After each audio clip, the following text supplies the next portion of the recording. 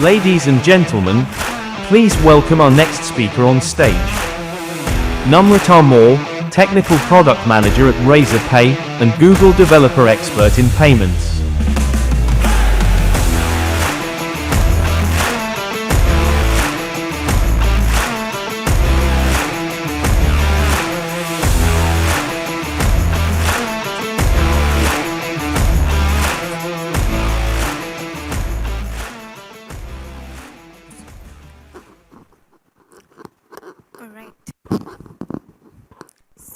Hey everyone, am I audible? Yes or a no? Yeah, cool.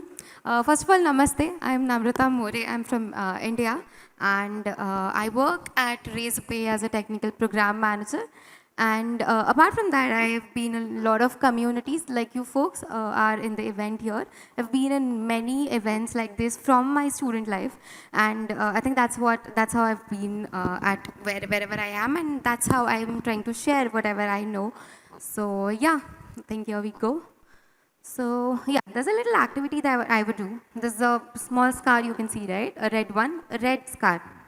So yeah. So in between my slides, you may see a scar like this somewhere. And if you see that, the slide, you can give me a summary of that slide. And I have a few goodies with me that I can give away. All right. So let's keep it interactive as I am going to talk about payments, which is not very similar in all the countries and all over the globe. I just want to do this activity so I get to know a feedback of one, my talk, and secondly, how relative I am to you. All right. So it's just like a feedback. So yeah, let's go with it. Going ahead, before we go ahead and start, what do we already know about cloud AI and payments, all of us together, which is very synchronized, and I think no one is not known about this concept is what I feel, and let's go to it. I think authentication and authorization. Yeah, all of us know about it, a little bit at least. What's authentication and what's authorization, or what's the basic difference that we know? Basically, authentication is looking at a user profile level understanding. Yeah, if for example, I am logged in into a dashboard, then the login part is the authentication, whereas what accesses I do have is authorization. Am I correct? Yeah. So now let's see what kind of authentications are there right now, or what kind of authentications are growing ahead. So with AI, we've got voice authentications, we've got biometrics, we've got OTPs as the basic authentications, and similarly, we do have authorizations as well, like say biometrics or user accesses. Yeah, oh, okay, one more thing. If you see the scar somewhere, you can just either put the hand up, or you can just say scar, scar, and we can do the activity that I just said about. So, yep, with the scar here, anyone wants to repeat what I said? Yeah? There are goodies for it. Okay, cool. Yeah, someone here raised their hand. Okay, you can just repeat of what I talked about in the slide. Can we pass on a mic if possible, or you can just come here and say anyway.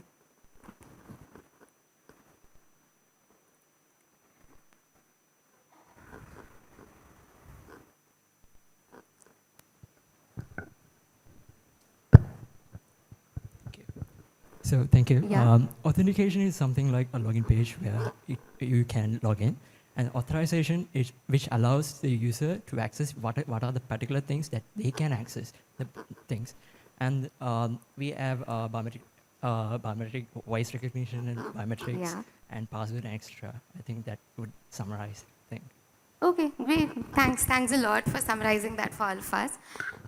Okay. So I think we have a goodie. Later on after this we can give them, or yeah, okay, cool. So I think after my presentation you can just come here and collect the goodie. Cool. So what's payments for us? Yeah, what's really payments for us? For anyone on a layman language, is this my wallet on a payday and my wallet after the day? So there's a difference that we have observed in near days, that we do not have our wallets full of cash nowadays. Why is that so? A lot of time we do not have our wallets with cash because we do a lot of online payments nowadays, right? Yeah, anyone who's not done any online payment till date, only using cash? None of us. I think many of us do prefer online payments because it's very convenient. So let's look at it with a story, with a very small story that I have. And this is for you if you are a bit lazy, because that's how we do not carry a lot of cash, right? We have amazing people around us, and we're still not irresponsible. We do carry things with us very responsibly, but yeah, yet we are a bit lazy. So there's this Homo sapien called NM. Let's call the Homo sapien as NM. Now NM is in her festive times, and we do have our festive times in the last quarter, right?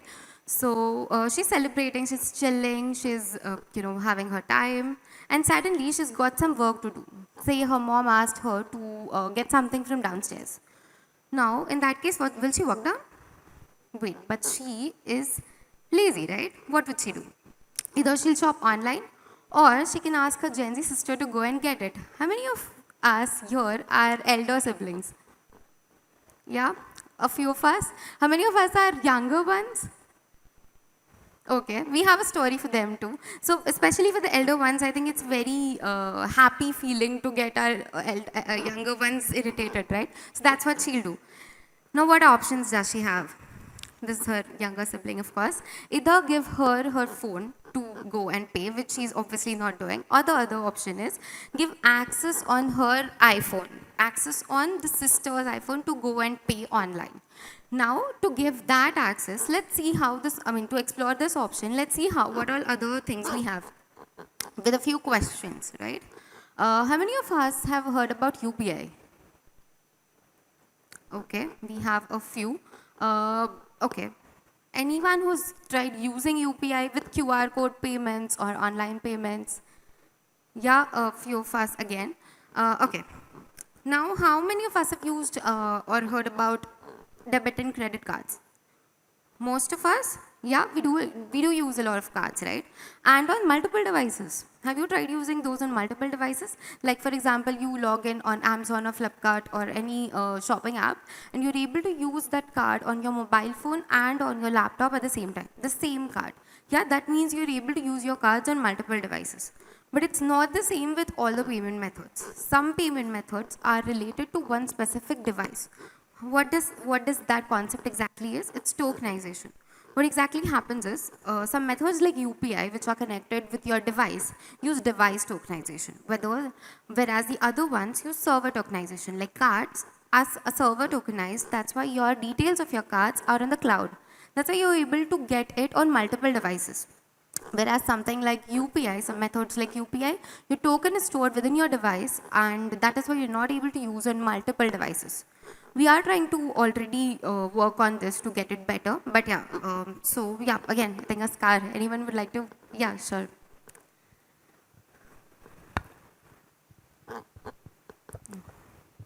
So, yeah. So as you mentioned, UPI would mean that the token is stored within the device, Yeah. meaning the accessibility is only available within the device, but Correct. not on different devices on the same network. Cards would be server tokenization, which would mean it will be stored within the server of the usable website or Correct. e-commerce site, which will be used like across all the accounts. Got it. Yeah. Thanks a lot for summarizing that. Yeah. Yeah, I think we may get the goodie to him. So with that, we understood a bit about tokenization. We have a few speakers ahead who will go deep dive into tokenization as well. So going ahead, yeah, problem was to share access, right, with her sister. Are we solving that with this? But we are not able to give UPI access or some methods like UPI to different devices. And for that, we have to have UPI on cloud, the way card is on cloud right now. Can we do that? Yeah, there is a new concept called UPI Circle. So PhonePe has recently started UPI and some other applications as well in Sri Lanka. And it's been started in India, and it's recently started in, I think, May 2024. PhonePe has started in Sri Lanka, and they are promoting it at a very large scale. The reason is, with UPI, you're able to conveniently do a lot of things. And there's this new update called UPI Circle, which again, NPCI has started, that is UPI has started. We'll just see a small video of how this whole UPI circle is working, and it's helping across a lot of people. So, yeah, I think we can play the video. Trust is one of the most important factors in any relationship. And UPI Circle lets you delegate payments to the people you trust the most.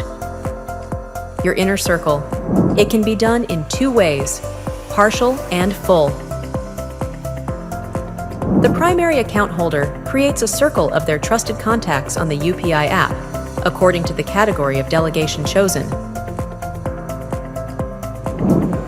Partial delegation allows the members of the circle to request for payment by scanning a QR code, which needs to be authorized by the primary account holder. It is best for senior citizens not comfortable with technology, students away from home who need money for certain transactions, and employees who need petty cash for office expenses. Here, the primary account holder will be in control of each payment and approve every transaction. On the other hand, full delegation lets the members of the circle have more liberty around payments. The primary holder sets an amount that is delegated and maintains records of all transactions. From setting aside a certain amount each month for household expenses, giving a certain amount for food expenses to an employee team, or even giving allowances to family members. It has multiple applications and use cases. Full delegation allows payments without having to wait for approval per transaction. By delegating payments to your inner circle and showing them your trust, UPI Circle even enables us to strengthen our relationships and bonds with our people. So yeah, that's UPI Circle. It's basically helping a lot of people who can use one device, one UPI ID or one payment method with one mobile number with different people. So you don't have to have a different account for each of you, especially for the elder ones who want to share with their siblings who are younger and who are below 18 and you cannot have a debit card or a credit card, then that is where these functionalities are getting used. So yeah, with this we are able to solve our first problem. Yes. Now what if we are not able to get, for the other people who are say younger siblings and they do not have people who can go and get things for them. So usually we shop online. So we have a few things that can be shopped online. So I'm really not sure if all of these applications are used in Sri Lanka, but yeah, some of these are relative, I feel, and these are the usual methods that we use for UPI cards, wallets, etc.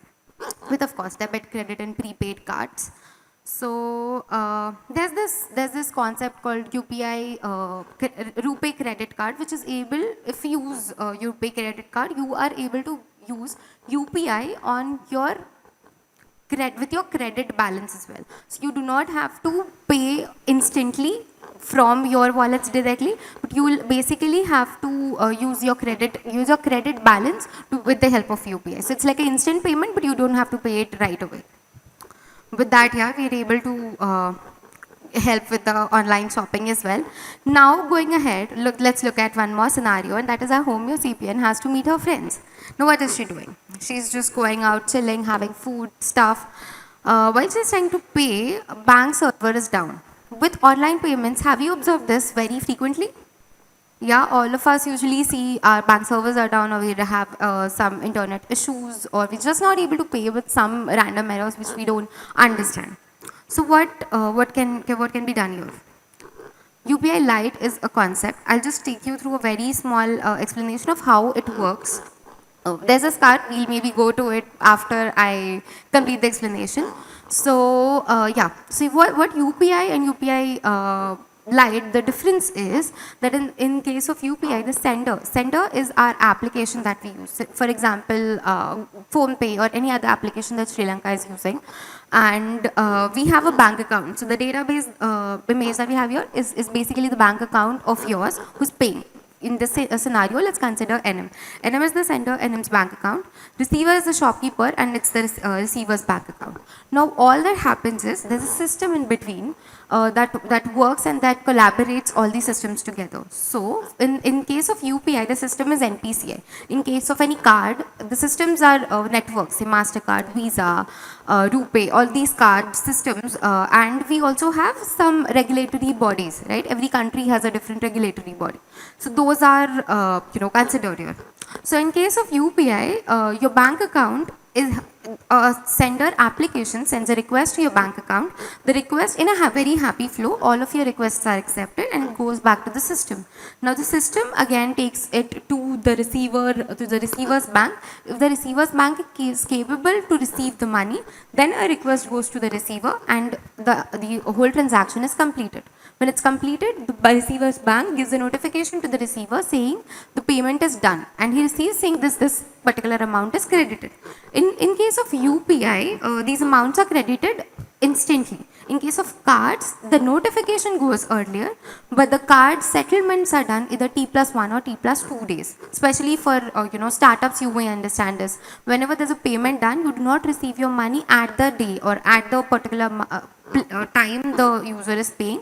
It is received after a particular time, say T+1 meaning after 1 day, T+2 meaning after 2 days. And this whole flow is done because we have a lot of refunds, we have a lot of reinitiations done.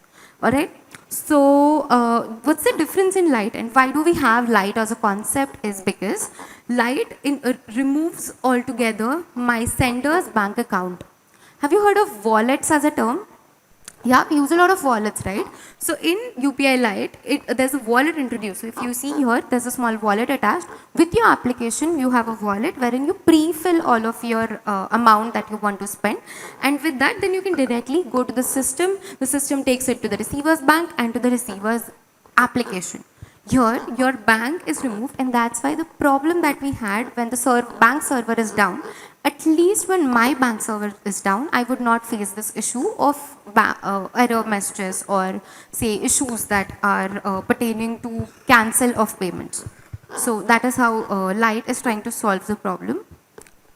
Okay, in a very simple summary, if anyone would like to give, since there's a scar we have, yeah, there's one there.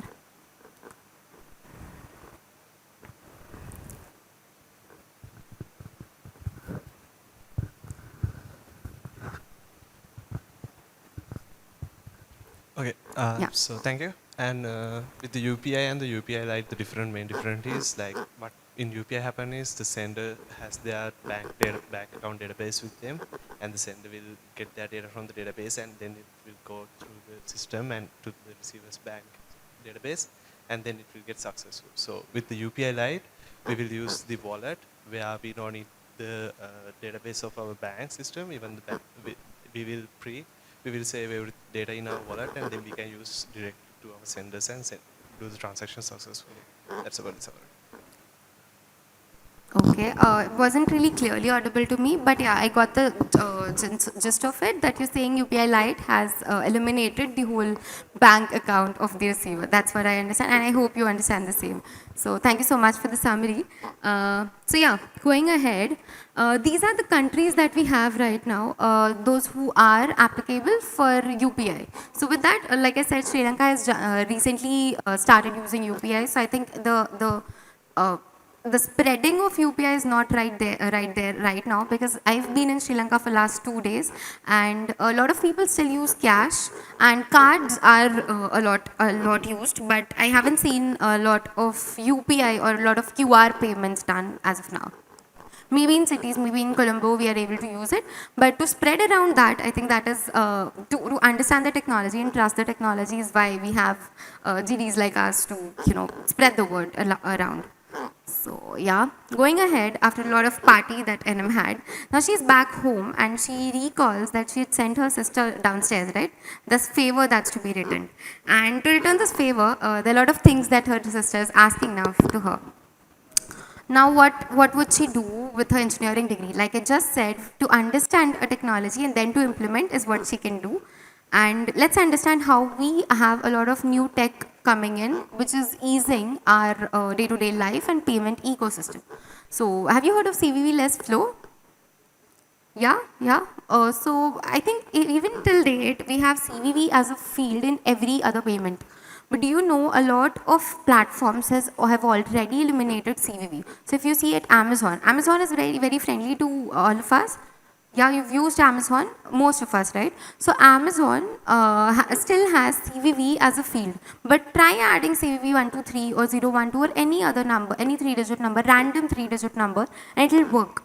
The reason is overall CVV is removed from the payment ecosystem as a mandatory field. So if you add CVV, it's good, but even if you don't add, or if you add some other random number, it should work, because that's what the payment ecosystem has done to for convenience. So now, of course, her sister can order online without bothering her a lot.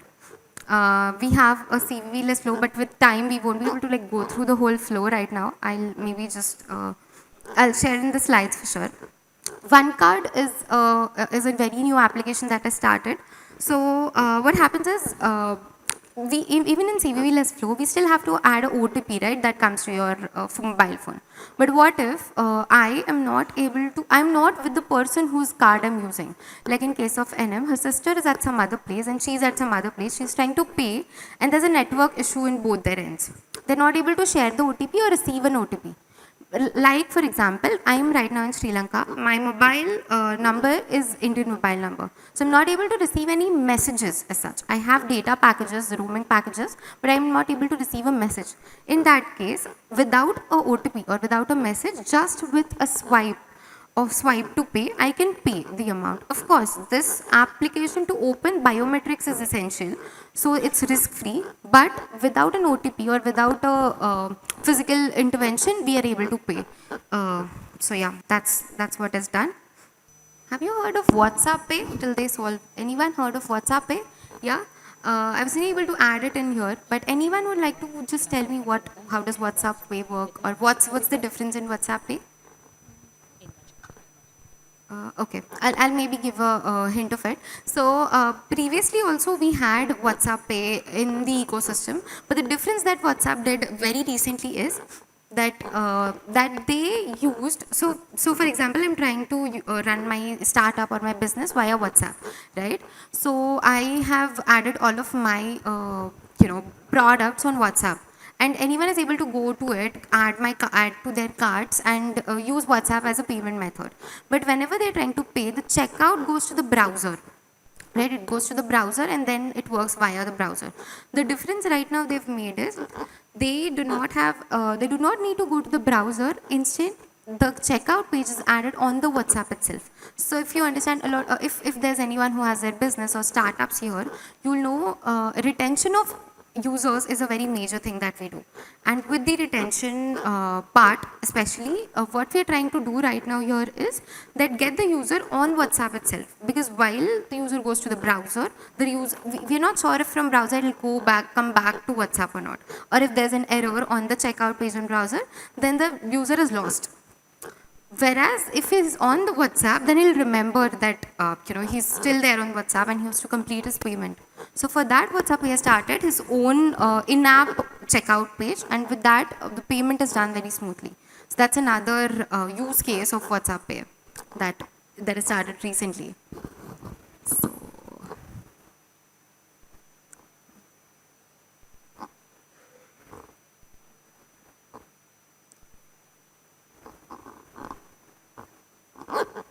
sure.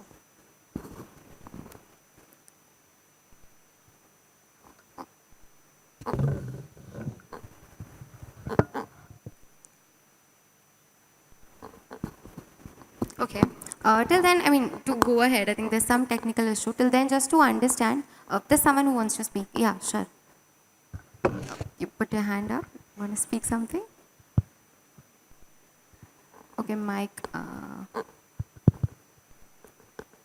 Or any queries till then, till now, whatever queries you have, we can go through those till we get the technical issue sorted.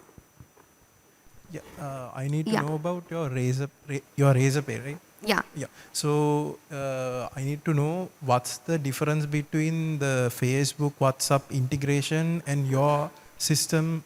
So I tried to once I tried to install integrate WhatsApp Pay into a system. Yeah. But the thing was they were using Stripe.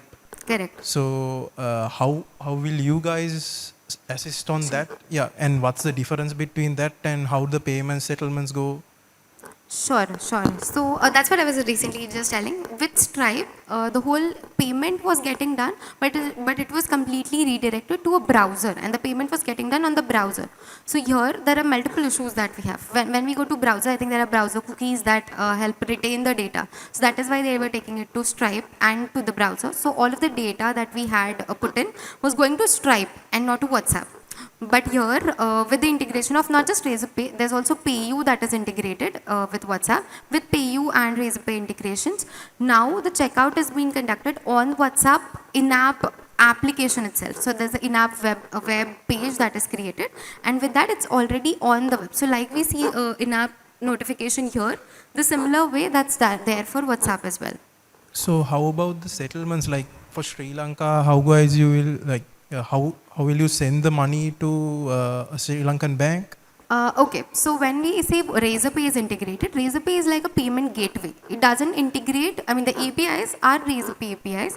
At the back end you have your banks integrated with it. So when I pay, for example, I'm a Sri Lankan citizen, I will pay from my Sri Lankan bank. And I will not pay from anything else. Or even if it's an application, like say Google Pay or Phone Pay or any other application, then that's connected with my bank account. So it is essentially getting paid from my bank account and receiving on the merchants. So I'm talking about the merchant side. So how will the merchant get the money as if I'm a merchant for you? So I'm a Sri Lankan. So if I'm a merchant for so Razorpay, how will it be? On Razorpay, when you integrate the WhatsApp Pay, you have to add your bank account. So there, the merchant bank's account is added. So you guys support Sri Lankan banks also? Yes. Okay, and we have our slides back. So great. Maybe we'll take the other questions ahead. There's also one more integration done with MasterCard Razorpay, which is the two-factor authentication with Face ID. So previously only 2FAs were there with OTP, right? Now, like I just mentioned in one of the previous examples, we have 2FA with the Face IDs as well. And contactless cards, you would have seen a lot of metro cards. Instead of getting tickets for any of the metros, you can basically use your cards directly, swipe and go in. So you do not really need a ticket to be purchased in many of the countries. You can just tap your credit or debit card and have your travel done. So yeah, that's how again an ancestor can tap her card and travel around. So a few of the developer-centric optimizations that we can see. Leverage caching. So this was a very useful term when we did not have things like cookies, right? Or we did not have cloud as such. That time caching was a lot used. Then validating inputs in real time, minimizing form fields, of course, a UX method. Implement autofill error messages. We'll see a few examples of say improved error messages and how does that work in payments especially. The scenario is that NM is trying to get an OTT subscription for a system, right? For OTT subscription, we use a lot of payment methods. So a lot of times we see we tend to forget our PINs, our passwords, right? What do we do at that time? Do we have any application at that time? Okay. Obviously, after a lot of drama that we do, there are applications like Apple Passwords and Google Wallets, which help us save all of our passwords in. Again, Google Wallet, there will be a speaker who will be talking about it in depth, so we'll see there as well. Google Wallet and Apple Passwords can help you keep all of your passwords and pins on cloud, so that you can access it whenever you want, only with your biometrics. So one is it's safe, and second is you don't have to remember and recall everything all the time, and then yeah, a lot of drama that we do. So yeah, after a lot of drama, NM is now trying to fill her card details to get that subscription, right? The OTT subscription that she wanted to, and she gets a card error. We do get, right? Let's look at how this is useful. So this is the card page where she entered her card details, and so I'll just read out in case it's not visible. Card does not support recurring payments. So have you observed that you fill in all the details, you go to the checkout page, you press pay now, you add the OTP, and post that you get an error message saying your card is not accepted, or there's some issues with your cards. Yeah, we do get a lot of such errors. Now, how do we prevent these errors? There are developer-centric optimizations like these, wherein you validate your inputs in your input field here itself. There are two good benefits to this. One, the user at a user level. This is a very good method wherein the user is not, the user's time is optimized. We are not going to the checkout page and then coming back and saying. At the merchant side, for startups and people who are building this page, for them, this is a customer success rate optimization. What's success rate? In a very gist of it, success rate is, for example, I am trying to attempt 10 payments. If my 8 payments are successful and 2 are failed, then my success rate is 80%. Success rate is how many successful payments on the attempts of payments, right? So 80% is my success rate. Now, if I go here and the card is not, the card is not valid, in that case, it's not neither user's mistake and nor the website's mistake. Still then, even the user is consuming its time and the merchant is reducing its success rate. So it's a user-centric optimization wherein with input fields and with correct error messages, of course. If I would have just got a message saying this card is not supported, then I would not know what the problem is. But it's specifying that it's not supported for recurring payments. So error messages and input field validations are few of the optimizations can be done very easily. And others are cloud-based AI platforms. Like just in the keynote, we got to know that in 2024 we are looking at a lot of agents coming out with AI, right? So Gaia is a similar agent platform which helps you build a lot of chatbots. So the difference in any other GPT and Gaia is that with Gaia, your data remains at your own pace. So you have your data on your cloud or with your system, and all that Gaia does is it's only utilizing those data points and creating an algorithm for yourself, which you create on your on Gaia's behalf. And it is a very good use case, especially, it's starting at a beta version. This is open source right now, so anyone can try using it as well. But this is only certainly used for chatbots right now, but the use cases are getting prepared. So I'm one of the team member who's trying to get the use cases out of Gaia. So that's why I have this. We can discuss offline as well with the time constraint right now. And yeah, after spending so much on everyone and so much time with everyone, NM deserves to spend something on herself as well, right? And yeah, a few moments later, we got to know that she's spending a lot on herself. And yeah, that's how we have her happy ending. So yeah, so finally we have happy endings. And that's all my time I have today. Thank you so much.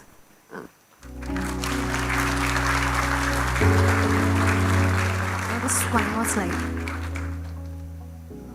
Can you link it back? There's just one more slide after this. So I am a GDE in payments, and I would really promote anyone who's interested to be a GDE. GDE is Google Developer Expert, and we have a Road to GDE program right now running. You can just scan this QR and apply to be a GDE in whatever technology you are comfortable right now at. Okay, I'll just go this side.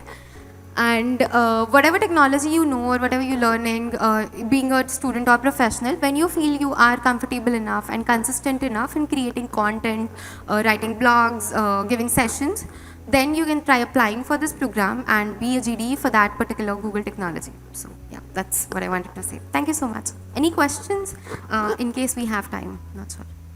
Or we can take it offline. Thanks everyone.